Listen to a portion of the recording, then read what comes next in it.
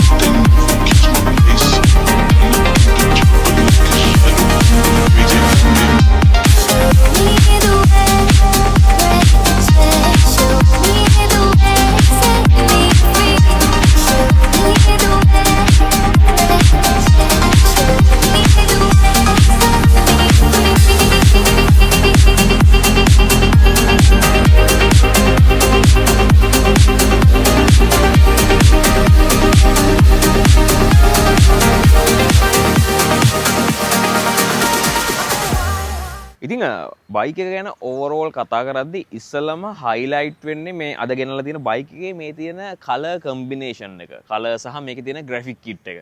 එතකොට මේ හංක් එකේ මේක වගේම තව රෙඩ් කලර් එකත් එක්කත් ගොඩක් හොඳ කම්බිනේෂන් එකක් තියෙන ඩිසයින් එකක් තියෙනවා. ඉතින් මම පර්සනලි මේකට ආසයි. මොකද මේ තියෙන කලර්ස් උත් එක්ක මේ ග්‍රැෆික්ස් උත් එක්ක මේක ටිකක් හයිලයිට් වෙනවා වැඩි.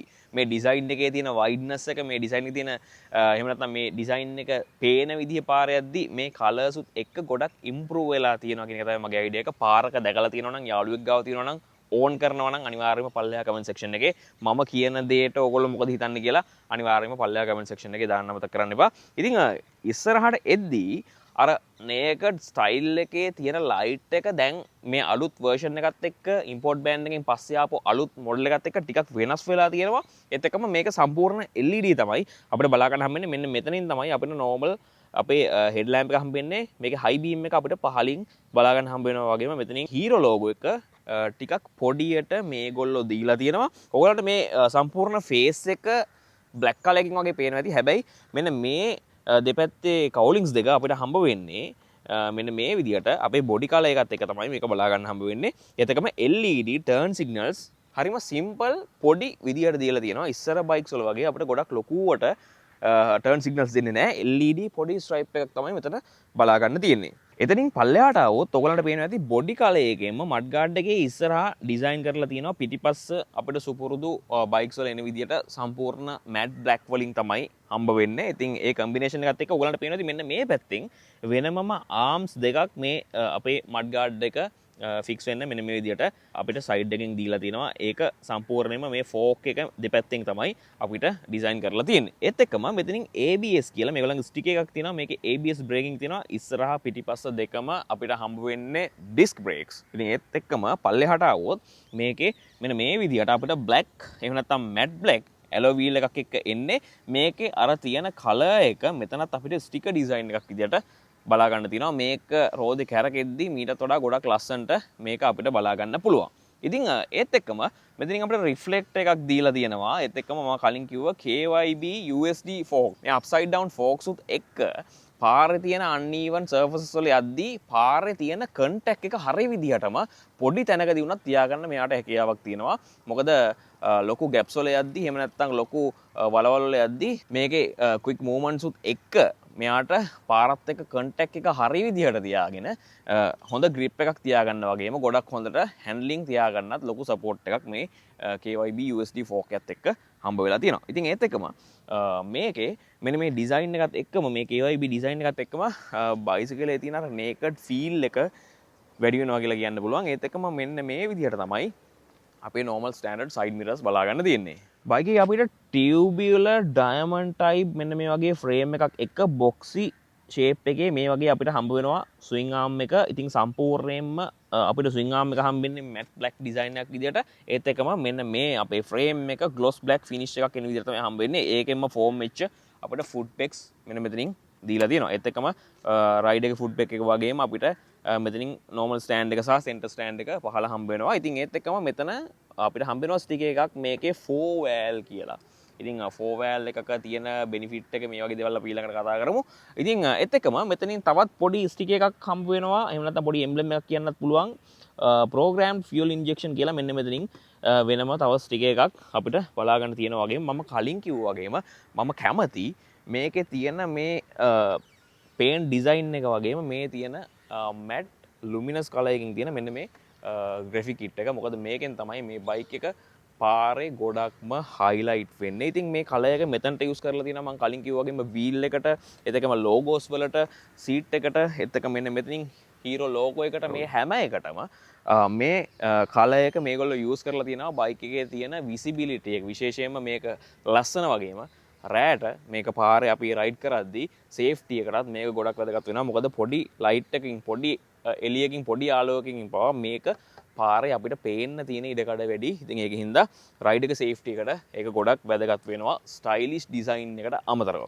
ඊට පස්සේ මෙතන මෙන්න මේ විදිහට හංක් කියලා මේගොල්ලන්ගේ එම්බ්ලම් එක දීලා තියෙනවා. අපිට මේකේ හම්බෙන්නේ inverted LCD display එකක්. ඉතින් මෙන්න මේ වගේ ටිකක් size එකෙන් පොඩි display එකක් තමයි අපිට හම්බෙන්නේ. මෙන්න මේ විදිහට අපිට on කරගන්න පුළුවන්. ඔයගලන්ට පේනවා ඇති සම්පූර්ණ අපිට LCD panel එකක් තමයි හම්බෙන්නේ. මේකේ digitally තමයි හැම එකක්ම අපිට indicate කරන්නේ. speed එක, gear එක, ඒත් එක්කම clock එක තියෙනවා, odometer එක, fuel level එක මේ හැම දෙයක්ම අපිට RPM එක උඩින් මෙන්න මේ විදිහට බලා ගන්න පුළුවන්. ඉතින් මේක විශේෂත්වය තමයි මේක මේ වගේ ලොකු එළිය වැඩි වෙලාවක උනත් එහෙම නැත්නම් sunlight එක direct මේකට වැටෙද්දී උනත් මේක අපිට clearly බලා ගන්න පුළුවන් අපේ රයිඩර් එකේ පොසිෂන් එකේ ඉඳන්. ඉතින් ඒත් එක්කම ඔයගලන්ට පේනවා ඇති මේ handle design එක අපි naked එකකට ආවේන එක handle design එකත් එක්ක අපේ රයිඩ් එකේ පොසිෂන් එකත් එක්ක අපිට පහසුවෙන් රයිඩ් කරන්න පුළුවන් විදිහ handle design එකක් එන්නේ. මේකේ switches ගැන කතා කරද්දී අපිට especially මේකේ hazard lights තියෙනවා.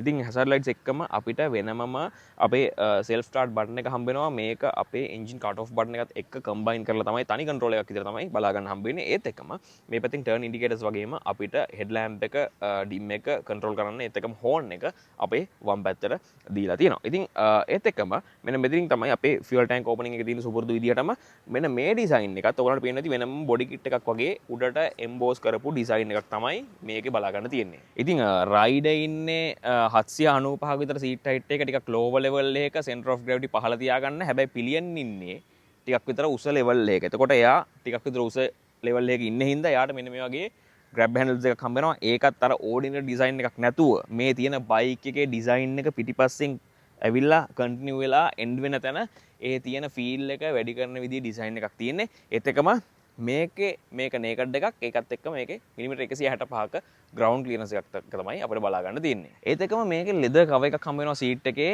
ඊට අමතරව 160R කියලා මෙතනින් එම්බ්‍රොයිඩර් එකක් තියෙනවා. ඔයගලන්ට බලා ගන්න පුළුවන් මේක මේ අපි ගොඩක් කල් යූස් කරද්දී වැස්සට අවුවට හේදුවහම යන එකක් නෙවෙයි. මේක සම්පූර්ණයෙන්ම එම්බ්‍රොයිඩර් එකක් තියෙන. ඒකින්ද බයිසිකලේ පාවිච්චි කරන තාක්කල් මේ සීට් කවර් එක යූස් කරන තාක්කල් ඔයාලට මේ ඩිසයින් එක බලා ගන්න පුළුවන් normal plain සීට් එකක් වෙනුවට.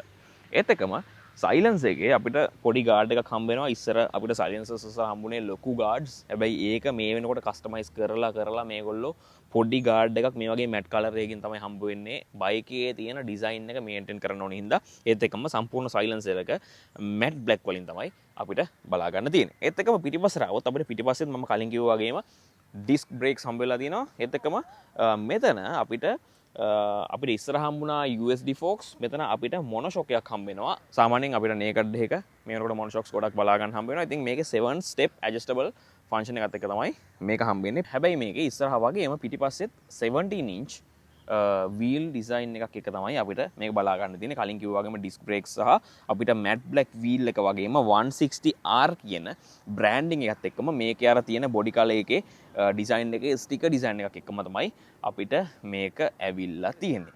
ඉතින් 4-wheel එන්ජින් එක ඇත්තටම වාසිද අවාසිද කියලා මම වීඩියෝ එක පටන් ගනිද්දී දැහුවා. ඒකට මම පොඩි දෙයක් කියන්නම්. ඉතින් මේ වගේ එන්ජින් එකක තියෙන එයා ෆ්ලෝ එකත් එක්ක මේවා තියෙන කූලින් සිස්ටම් එකත් එක්ක හයි RPM වලට ගොඩක් පහසුවෙන් යන්න පුළුවන් වගේම එන්ජින් එකට තියෙන ස්ට්‍රෙස් එක හීට් එක හින්දා ගොඩක්ම අවම වෙලා තියෙනවා. ඒක හින්දා බයික් එකේ පර්ෆෝමන්ස් මේකත් එක්ක වැඩි කරලා දෙනවා. විශේෂයෙන්ම ටවුන් එකේ වගේ පදිද්දි බයික් එකේ හීට් එක ජෙනරේට් වෙනවා වැඩි ට්‍රැෆික් වල යද්දි ඒවත් එක්ක ගොඩක් හොඳ සපෝට් එකක් ගන්න පුළුවන්. ඒත් එක්කම ඊළඟ දේ තමයි මේකේ අපිට 163cc තමයි මේකේ අපිට සිලින්ඩර් කැපැසිටි එක බලා ගන්න තියෙන්නේ.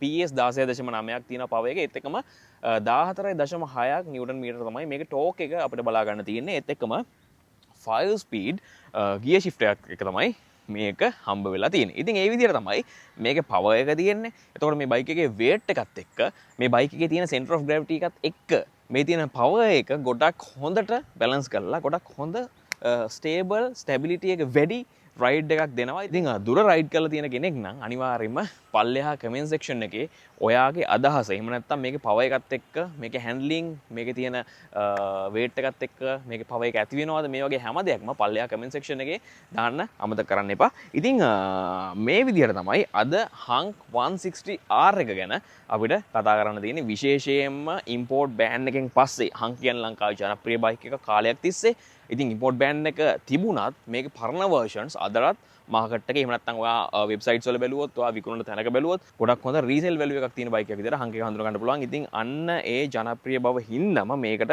ඇඩ්වර්ටයිස්මන්ට්ස් ටිකක් අඩුවෙන් ගියත් මේ බයික් එක මේ වෙනකොටත් ගොඩක් හොඳට ලංකාවේ මූව් වෙලා තියෙනවා කියලා තමයි අපිට දැනගන්න ලැබුණේ. ඉතින් ඔයාලටත් මේ බයික් එක ඕන් කරන්න කැමති නම් ටෙස්ට් රන් එකක් යන්න කැමති නම් මීට වඩා තව විස්තර දැනගන්න කැමති නම් මෙන්න මේ නම්බර් එකකින් කෝල් කරන්න පුළුවන්.